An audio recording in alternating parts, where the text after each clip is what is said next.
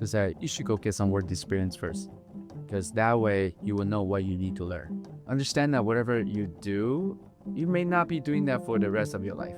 Making money is still important, but it's not the only thing that I'm focusing on now. Finding somebody that's willing to communicate with you and grow with you is very, very important.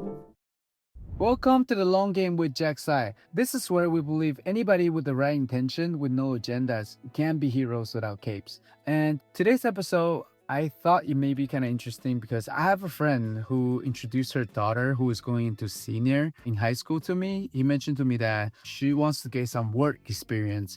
I had a chat with her and I was asking her, what do you want to do? And are you looking to start your own business, or are you looking to work for somebody for that work experience? And she said either way is fine. And eventually she would like to become an entrepreneur. So I asked her, okay, then if that's the case, ask me a bunch of questions that you wanted to know. Because I remember when I was a teenager, or even in my early 20s, I didn't know what I wanted to do. So I asked her to ask me questions that it might be helpful for her. So this episode may be helpful for people in that phase. So hopefully you'll be inspiring and can answer some of your questions that you're thinking about going to college, or maybe even after you graduate from college. So let's get right into it.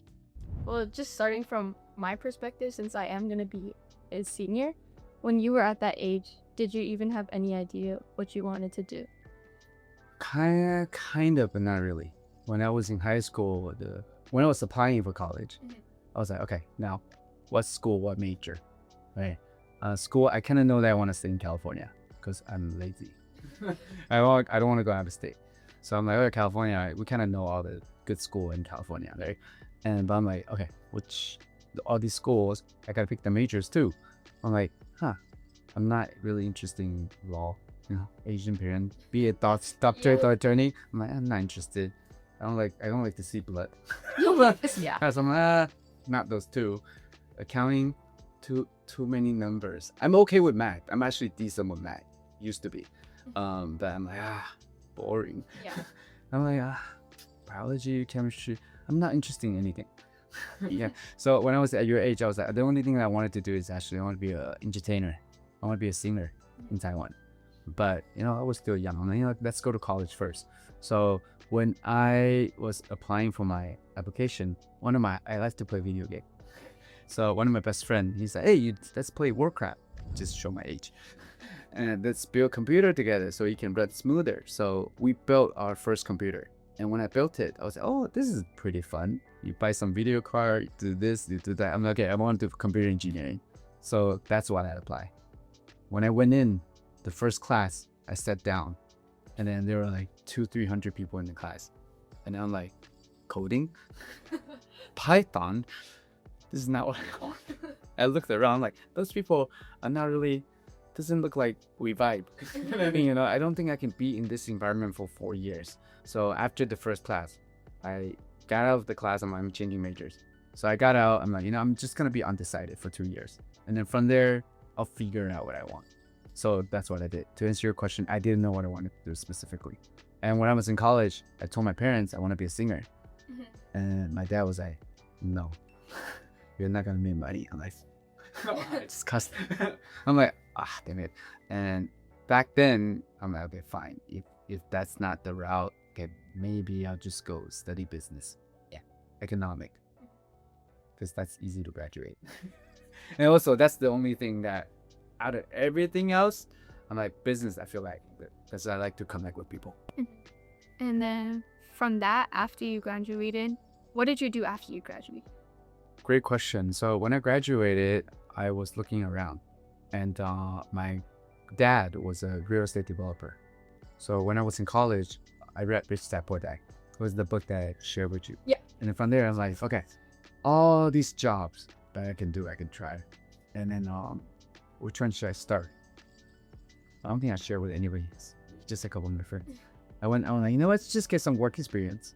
So I went to tea station. I don't know if they're still around. Basically a tea place. Yeah. Where they sell boba. Right. And I went there and wait to apply, didn't get it. I was like, what else? Okay, I went to see a real estate management company. And then I went there, I applied, I didn't get it. I'm like, I'm kind of good looking. Why? My resume is okay. But I graduated in 07, 08. So the economy dropped really bad. That's my excuse for it, not getting accepted. So I was like, okay, then what do I want to do?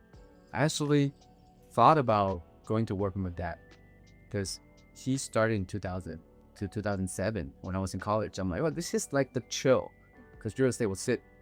And then, so I was like, maybe I will do that. And then, but I was like, I don't know. My dad is not so easy to be along with. I don't know if I want to work with my dad. So I was like, maybe I'd study. I'll go to grad school. And I remember I bought the book GMAT. I think that's something you need to study for grad school. You got to pass that test. And my sister, who was a USC graduate, that graduate school graduate, and we're talking. She's like, you shouldn't study GMAT. I'm like, why? So she's like, you should go get some work experience first, because that way you will know what you need to learn, not just to study, because you're not really. She was like, you're not really a studying material. I'm like, oh, thanks. I know. Thanks for knowing me. So I did took that advice though, and now looking back, I think that was a really good advice. Not to just push and force ourselves into grad school because as an age in a lifetime of that, just get more education. I feel like it's good to gain some work experience, no matter what it is. That's where we can learn about sales, operation, and market. So after I graduated, I'm like, my dad told me to work with him. So I did. I worked with him for like 2 to 3 years. Like just being a translator and like run some errands, learn some basic stuff. Because when I graduated, there isn't anything that I was developing. So I just learned some basic. And during that time, I knew I wanted to get into real estate because Rich Dad Poor Dad. I did some internet on Yahoo. Like for the most wealthy people, and I'm Asian, right? So I looked out of what's like the most wealthy people, what do they do? And then I remember 6 or 7 out of 10 they're in real estate. So I'm like, okay, I think real estate is where I want to get into.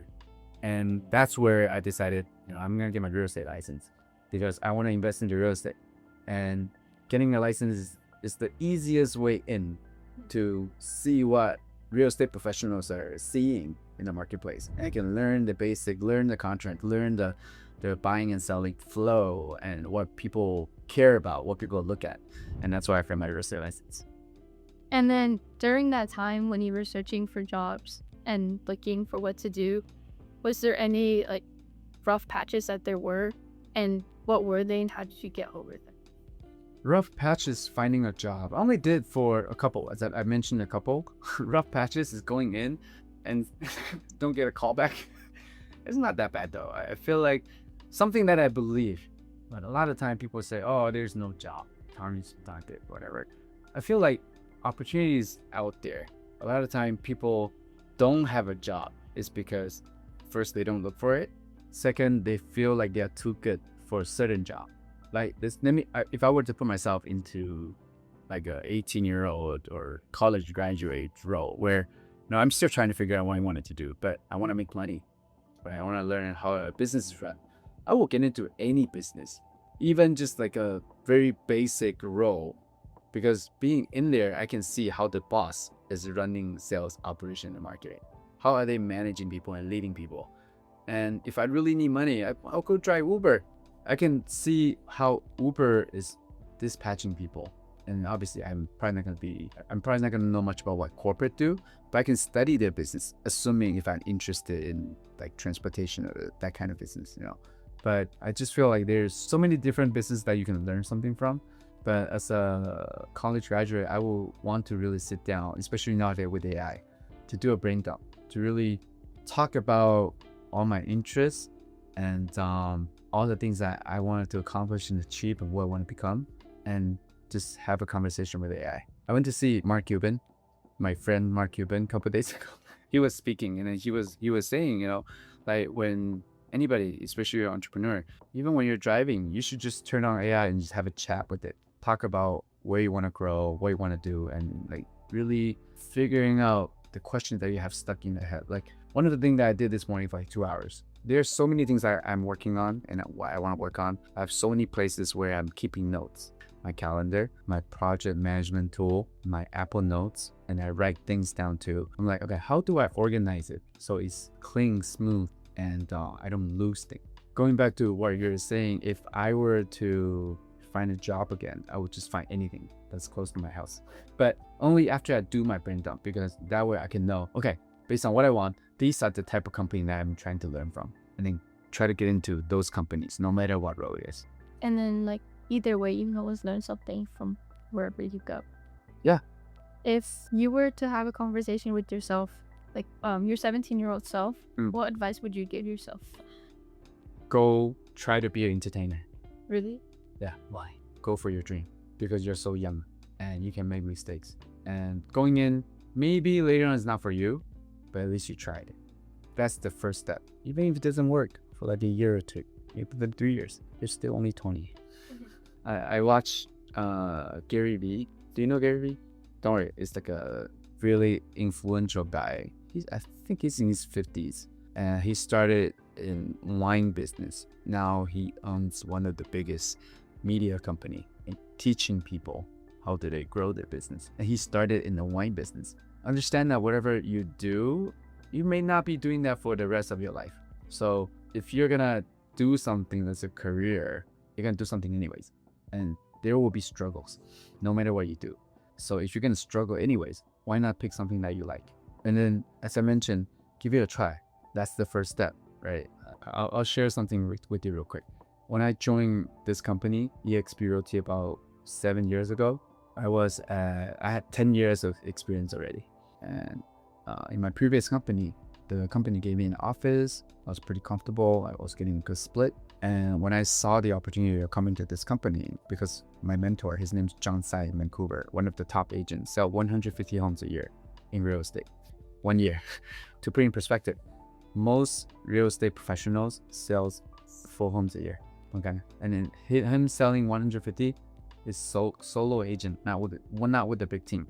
So he came over and he asked me to come over. He says, if I were to come, he will coach me, guide me, and share with me what he does. Like, if I got people like every year millionaire, people who make $1 million a year, willing to share with you on how to do it, would you take that opportunity? Yes. Yeah. You play sports, right? Yeah. What sport? Basketball. Yeah, basketball. So let me ask you, if Kaylin Clark sitting next to you right now, be like, hey Jasmine, come with me, come to my team. I will teach you how to play. I will show you what I play. I will show you my playbook. Would you say yes or no? Yes. It should be an easy, quick yes. Like, what's there to think about, right? So that's what I did. And something that I learned as entrepreneurs, I'm just gonna say entrepreneur, not even just in real estate. We can see what our competitors are doing. Your advertisement and like maybe what they're saying. Sometimes you can see, right? Pretend if I wanna sell whatever product, I can see how they're designing their things, right? Their marketing. But the thing is, I don't know what the owner, my competitor, is thinking. So being able to learn what other people are thinking, successful people are thinking, is very, very valuable. So just a couple of weeks after I joined the company, because I was the first one in this area in California that joined his group. Remember, I was comfortable before with a bunch of people that I know, going through my routines, and coming over, I'm taking the risk of, hey, I'm gonna be doing my own stuff. And he's helping me, but he's in Vancouver, right? So I remember one day I was driving to a client's place and we're chatting. I was talking to John. I was like, hey, John, this EXP thing, I don't know if it's going to work out. It's been only been here for a couple of weeks and nobody really heard about the company, right? I'm like, even if it doesn't work out, I can proudly say that I did it. I tried it. And guess what he said to me? What do you say? He said, what do you mean it's not going to work out? Like, it is going to work out. Failure is not an option. Okay, so the reason why I'm sharing this story, because I feel like you can apply it with what you just asked me. What would I do if I'm 17 again? First, taking that risk of doing something that I really wanted to do. And then from there, let's say get in. Again, there will be struggles. It's not going to be easy, right? And having the mentality of whatever it takes, like failure is not an option. Then with that mentality, if I discover that's something that I really want to do for the rest of my life, then go all in. That's my recommendation. And however, if you do it for a couple of years, there is a better opportunity where you find more passion. Because just know this, when we're in our teens, what we want is different than what we're in our 20s, 30s, and 40s, right? I remember when I was in my 20s, in my teens, I was just playing, partying, hanging out. And in my 20s, in my mind, it's all about making money. 20s and 30s, just make money. But now I have 2 kids, and now it's more about the balance. Making money is still important, but it's not the only thing that I'm focusing on now. So I would do, at your age, I would do whatever that I wanted to try. Legal things. Okay? Yeah. And then more towards you, what exactly do you do right now? So currently what we do, I do multiple things. I'm a multiple hats entrepreneur. You can call me Jack of all trades. My bread and butter, I'm not gonna say not in the order of importance, okay? So we help people buy and sell real estate, residential commercial investments, bring on agents, real estate brokers or team leaders, and help them expand and elevate their businesses. Okay, so that's the 2 things that we're doing. The third one is that I'm creating this platform where we are doing online interviews, we're creating a YouTube channel, and also creating live events in person. Basically creating a safe space where they can come here and share about their struggles, share about their failures, and most importantly, what they learned from their failures and what made them become who they are today. And because we see that there are a lot of books, podcasts, movies, YouTube videos, people talking about their success. Oh, I did this, I did that. I feel like those are great. Meanwhile, being an entrepreneur can be lonely. You can really get lonely. And throughout life, there are so many uncertainties, positive and negative, that will happen. A lot of people feel depressed because they got nobody to share what their struggle. Sometimes they don't even share with their family because they don't want them to worry, right? So that's why we're creating this platform where people can come and share about their struggles and help one another. And so people can collaborate together. Yeah, so that's what we're doing. So throughout your whole experience from wanting to be an entertainer to like where you are now, like you mentioned struggles, can you just mention what you struggled with and how you overcame it? There were a lot, different stages, different struggles. Like right now, there are things I've struggled with. And something that I learned though, I'm gonna talk about in the real estate world. As a real estate broker or agent, no matter if you're starting out or if you're experienced, sometimes you will have dry months where you have no transactions. So when we have no transactions, we'll feel frustrated. Where's the money? Or can I pay my bill, right? When we have some transactions, we will still be frustrated because we'll be like, I want more. Right? Or maybe the deals that we're dealing with just struggles and hassles where things are not really going our way. And when you have a lot of transactions, you will be frustrated because you're like, oh no, I have so many. And either some people, I want more, or it's so messy. Because when you have more deals, naturally there will be more situations, even complaints or problems, because you're dealing with more people and more clients, right? So struggles early in my career was figuring out, can I survive in this business? I started when I was as a real estate agent when I was 24. Most of my friends are 24, so younger, and income was still lower. They don't really have the money to buy. And maybe their parents, but their parents know 5 to 10 realtors already. Why would they want to work with a 24-year-old kid? That was my limiting belief. So at first is to really figure out, okay, can I survive? Can I do this? Right now, I decided I want to do this. How do I do it? And so I went to take some coaching classes, and the struggle there is like, okay, I took the class, I spent the money, and my results not there. I got some deals. I'm still frustrated. I want more. Later on, now when I get more deals, for me, it's more like, how do I get more time back? Because again, now I have 2 kids. I want to spend more time with them. But if I were to go to one specific situation or year that I had the biggest struggle, I would say it's probably 2013. That was the year I was remember I was working with my dad for a couple of years? Yeah. I got dragged into a family lawsuit. Because of that, I was still poor.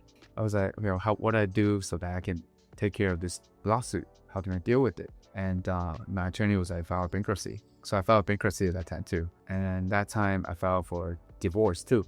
And then because of what happened, there was one day I got into a car accident, all in the same quarter, early 2013. Those were big struggles. And keep in mind, I was a couple years in the business, and I was still I was making okay money. I was making about like 150,000, 200,000. A lot of you guys may think, oh, that's a lot of money whatsoever, but in California, it's not really. I still have bills to pay, I have attorney's fee to pay. I have a lot of things that I gotta pay, the coaching program. So I still feel broke most of the time while dealing with all this mental pressure. So what really got me through it was, first, I knew that it's going to be a long thing when I started my career. It's going to take some time for me to make $300,000, $500,000, or even $1 million.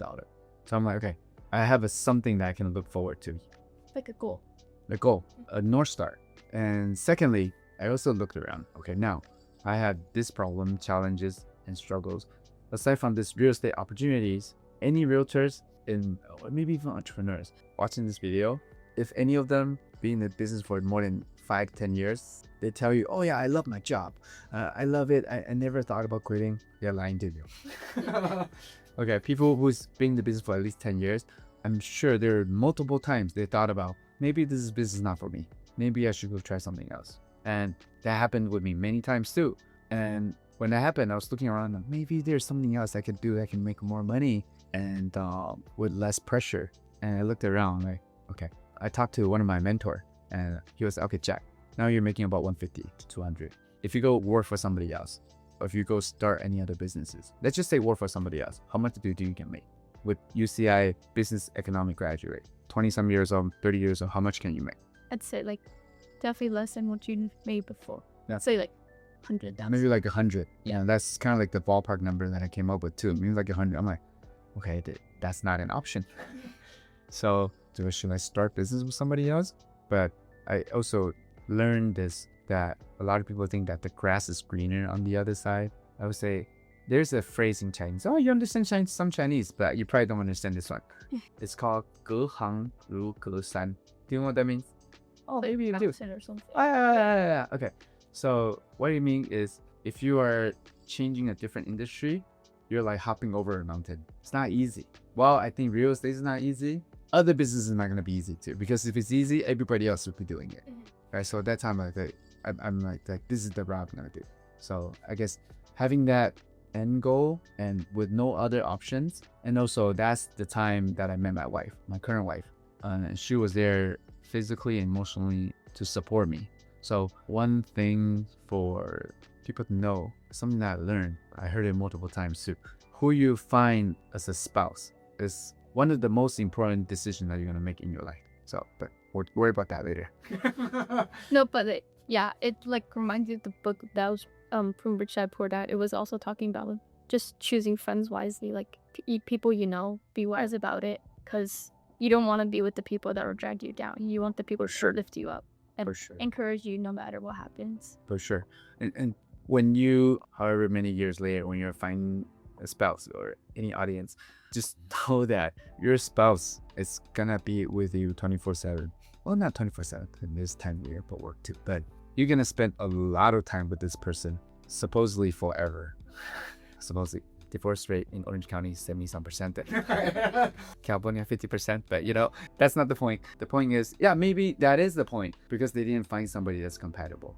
And then they as they grow, their mentals, their life happen, what they want happen, and everybody have their own childhood and past experience, the way how they were raised from their parents. So, you know, finding somebody that's willing to communicate with you and grow with you, it's very, very important. So this is not a marriage lesson, so don't worry about that. But if you're thinking about getting married, find someone that's good for you.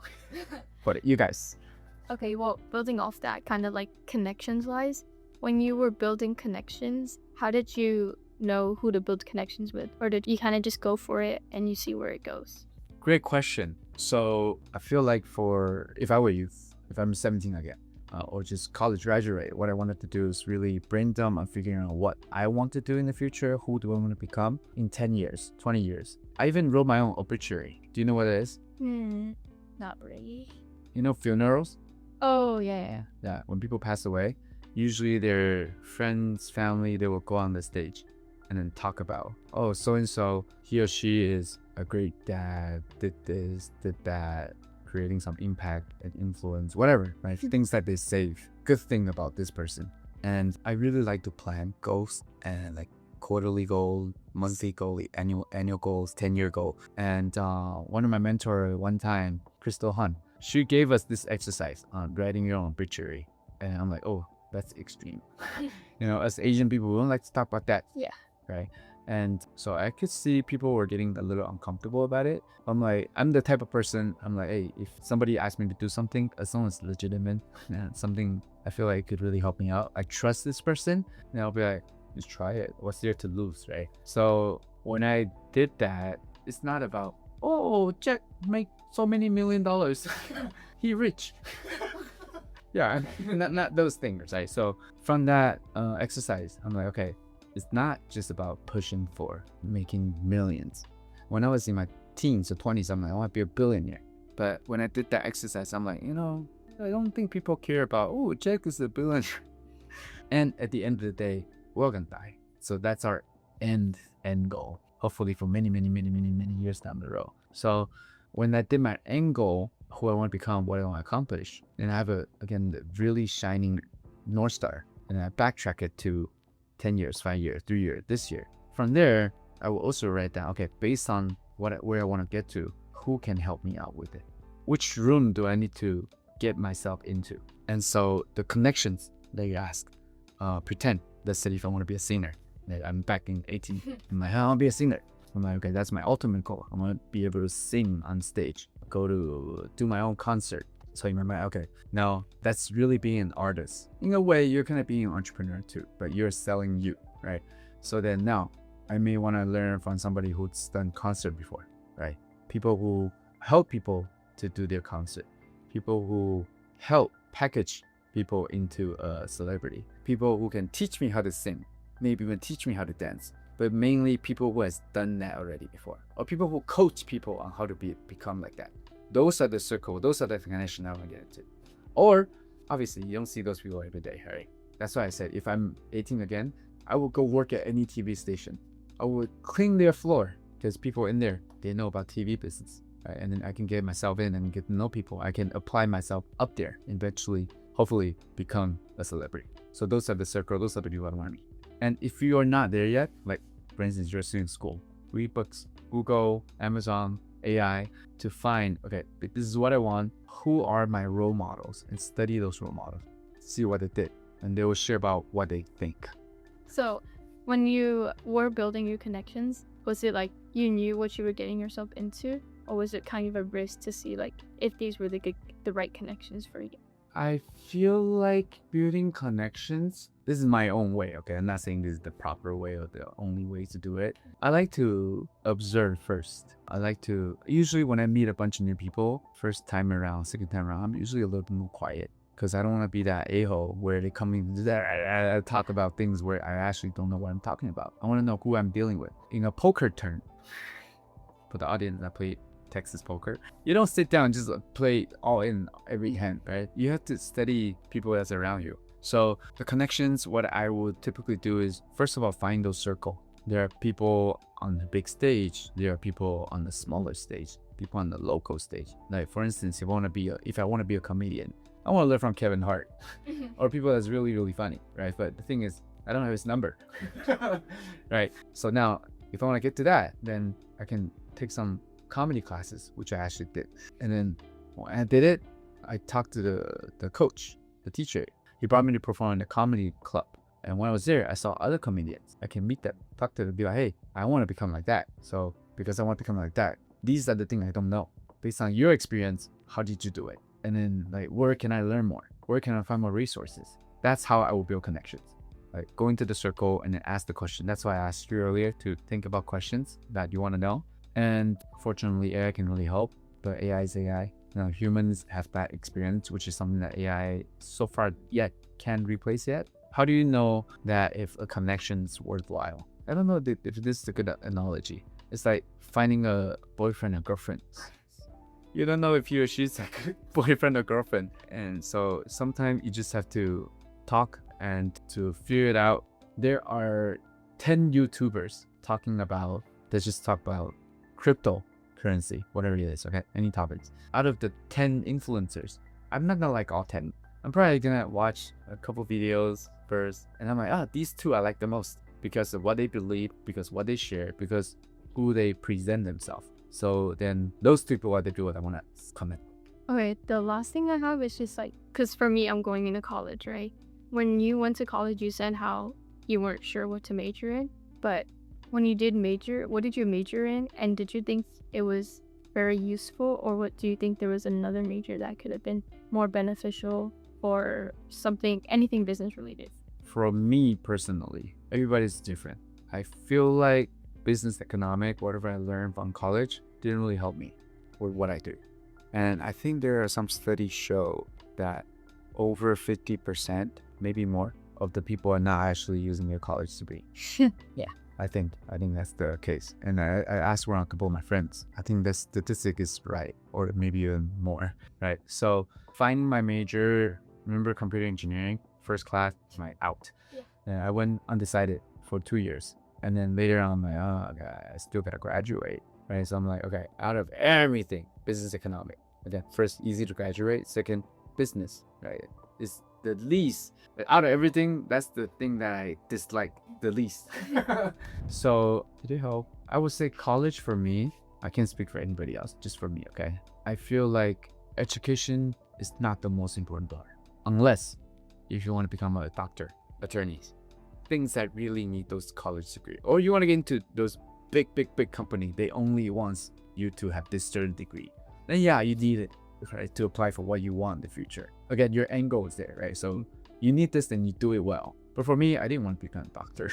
I don't want to get into big companies. I want to do my own business. So I don't care about my degree, right?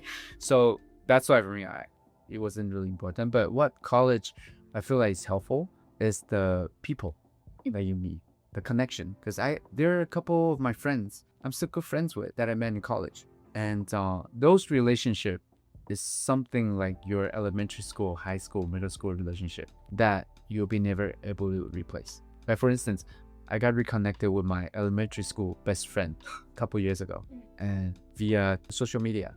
I'm like, oh, well, it's you. I used to do sleepover at his house when I was like 10. Yeah, I got reconnected with him. I'm happy he's in town. I'm having dinner with him tomorrow.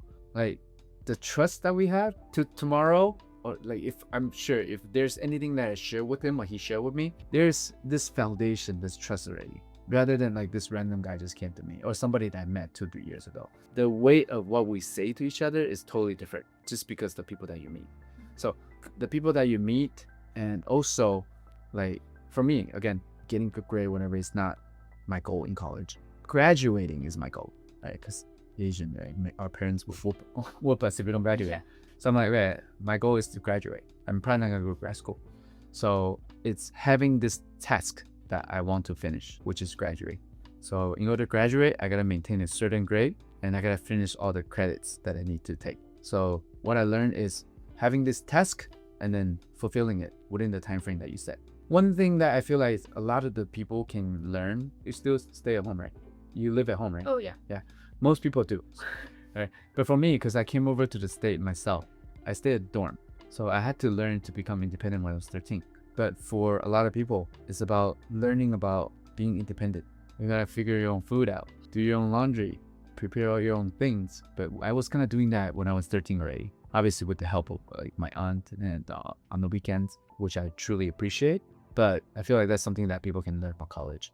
It's like learning how to support yourself, and it kind of gives you like the foundation. Yeah, set a goal, what you want. I think you're already ahead of a lot of people because you're already thinking what's after college. And so in a way, you already have this long game mentality. Okay, what do I want? You're not even thinking about just this year. When I was at your age, I was thinking about where I obviously applied for my application or my essays or whatever. I had to figure things out myself. There was no AI, right? And I'm not saying use AI to write your essays. But I was figuring out about that. I was figuring out about what class am I going to take first half. AP this, AP that, to maintain good grades. So when college see it, oh, he's still working hard. I wasn't really thinking about like specifically what I want to tackle. I wasn't really too intentional on what I wanted to be. I feel like if I was at your age again, if I did what you're doing right now, then I can really be intentional on what I wanted to do. So maybe being in your situation, like thinking about the future and being intentional on knowing what you want and you don't want. Maybe I'm an artist right now. because I have a clear goal. I have a North Star. I have what I want to do, what I want to focus on. So hopefully this is helpful to you. Yeah. I think this interview is really pretty fun. And so if you like this kind of content, feel free to, what is it called? Like and subscribe. Try it. You do it. If you do like this content, make sure you like and subscribe to his channel because he does have more content coming up. And I think it would be very useful if you do enjoy this content and you find this helpful. Press the subscribe button. We'll see you later.